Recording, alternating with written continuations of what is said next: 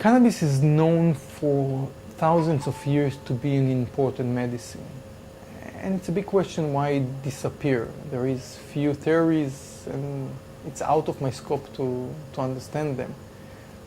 But I think it's clear, even reading the history, that cannabis is an important medicine. If you understand the endocannabinoid system and its role, it's clear that cannabis is affecting the endocannabinoid system, and then it will affect our body and will be a treatment to many, many illnesses.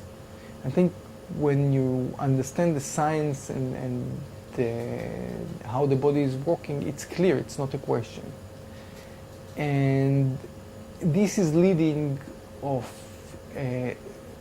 me believing that there is no way to take the wheel back. So after we learn that it's helping to epilepsy in kids or to autistic kids or to reduce pain or to reduce nausea, and there are patients that are being treated, there is no way back. But I think people are overestimate cannabis, and this is something that we need to say and understand it. Okay, it's a bubble, and people are overestimate. Cannabis won't cure all the illnesses. It's not treating everything. It's a moderate treatment in most of the things. So if you have acute, very, very strong pain, cannabis it's not the right treatment. Cannabis is good for chronic, basic pains, and it's true for other things. So if you have a burst of very strong autoimmune disease, you will need strong medicine. But if you want to keep your autoimmune disease in a level, cannabis is a perfect treatment. So we need to learn how to use cannabis in the right way. And there is no doubt, in my opinion, that it's a medicine and it will be treated. But I think we need to learn how to treat our patients. It's our duty, it's not a game. In the end, there are patients that suffer from very severe diseases that counting on that it will help and improve their life. So we have the duty to learn how to use it in the right way. But when I'm saying in the bubble, I want to be more accurate about it. 20 years ago, there was the bubble of the internet and the computers. Every day in Israel, there were three startup companies that open a company that building an internet company or a kind of a startup that working with computers, and most of them disappear. There was nothing behind them. But we can't say that computers and internet are not important, not part of our life. So I think in cannabis it will be quite the same. A lot of things that we hear today, or startup companies that open every day, I have few startup companies that coming, everybody from growing hair to everything that you can think.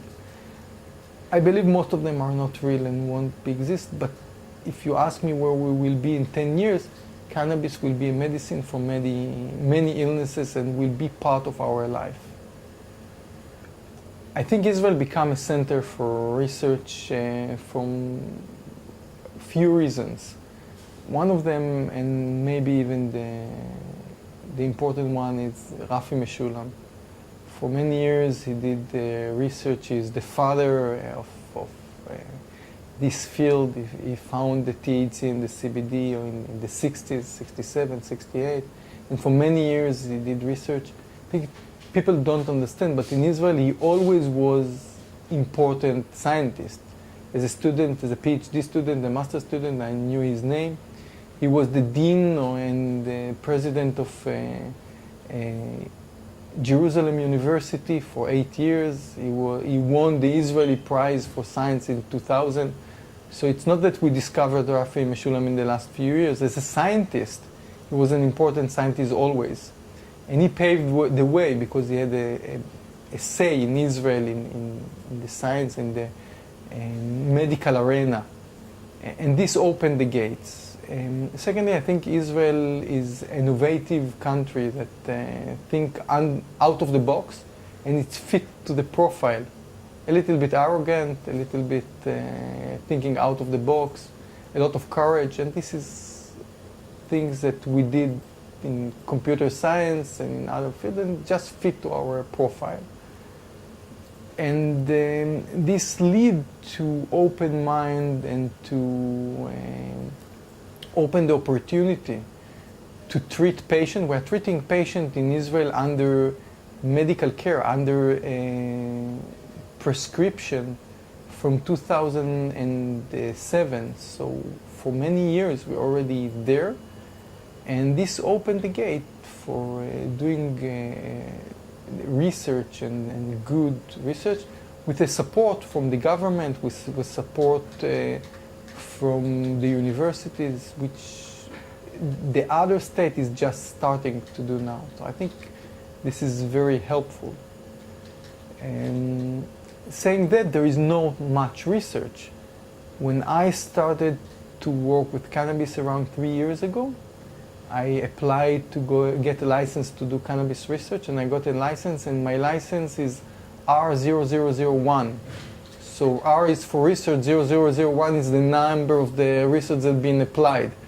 So it's true that Rafi and Lumir are doing for many years cannabis research, but they don't have a license. So it's before somebody asked from them to have a license. But from the moment it moved to the healthcare from 2007, we were the first one. So cannabis life, it's like a dog life. So every year it's like 7 years. So I'm doing research already 30 years in that counting. But it's not, it's a new field.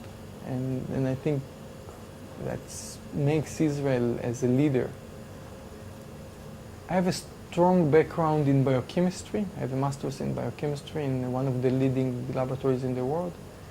I have a strong background in plant biology. I have a PhD in molecular and genetic plant biology, and I'm also a son of agriculture.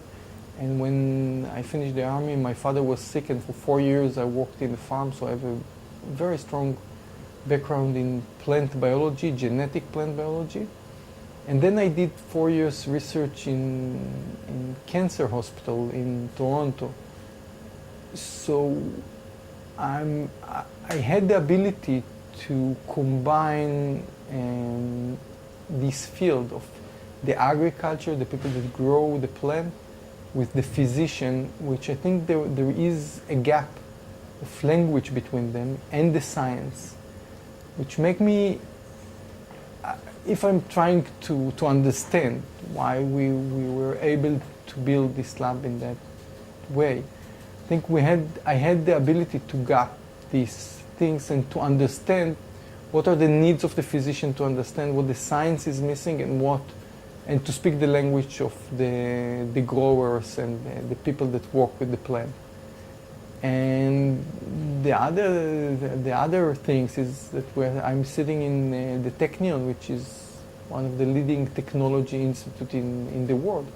And this helped me to solve technology problems. When we need to identify all the cannabinoids and the terpenes in the plant, I have very strong collaborations here that knew to help me immediately and to do these things. So I was able to connect the right people and to create a kind of a hub of people that help me to build a laboratory that have the ability, from one hand, to have very, very strong analytical abilities, to work with the growers on the genetic of the plant, and to do all the health-related work. So the scientific work that prove that cannabis have benefits in health. I think in general, we need to understand how the cannabis is working on our body. And from then, we can understand where I see the future of my lab and the treatment. We're talking in the world in personal medicine. Again, it's a hype today to say personal medicine, but we need to understand the meaning of that. In our body, we have endocannabinoid system, and this is a very complicated system. But it's complicated as other systems in our body. You know, the immune system is complicated. All the systems are complicated. But this is a complicated system. Usually people talking about two receptors, CB1 and CB2, and talking about two endocannabinoids, anandamide and 2-AG. But this is very flat. It's like to say THC and CBD in the plant, which today we know that there are more than 140 compounds. It's the same in the endocannabinoid system. I'm familiar with more than 30 different receptors for the endocannabinoid system and more than 100 endocannabinoids. And in our body there is balance, which receptors are expressing on the cells and which endocannabinoid are expressing, and then we get a complicated reaction. One endocannabinoid bind one receptor, second bind the second receptor, the third receptor, and you're getting a complicated reaction.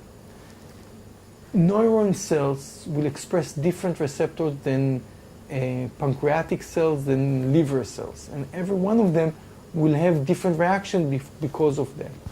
Cannabis is affecting that, and we need to learn and to understand which cannabinoids affecting which receptors in which way, and for that to learn what is the effect on our body, and then we can dissect the action and the reaction. I think in 10 years the treatment in cannabis will be not much different than we're doing today, but much more specific, accurate, and personal. So we will know that if a person suffers from pain, but also wants not to feel tired, this is the way to treat him, when today we treat him with something but have a variety of actions. So, you know, people coming to me with the Crohn's disease and saying, no, it's helping, it's reducing the inflammation, but I don't want the munchies, I'm always eating and I'm too fat. People want to be able to dissect this and to decide for themselves what will be all the actions. So sometimes you want to reduce the pain, but you don't want to eat much. And sometimes you want to increase the appetite, but not to feel sleepy. Today the treatment is a holistic treatment, for good and for bad. And I think in 10 years we will understand better which parts of the plant, which parts of the compound doing what, and we will able to choose better which strains, or, you know, we can look about it in few ways, but how to treat our patients much better. And I think my lab will be part of that, creating part of the knowledge how to do that. But if you ask about how I see my lab, I hope it will be the same. A lot of people are doing very good work and asking the next question, that our occupation, to try to understand something that we still don't know.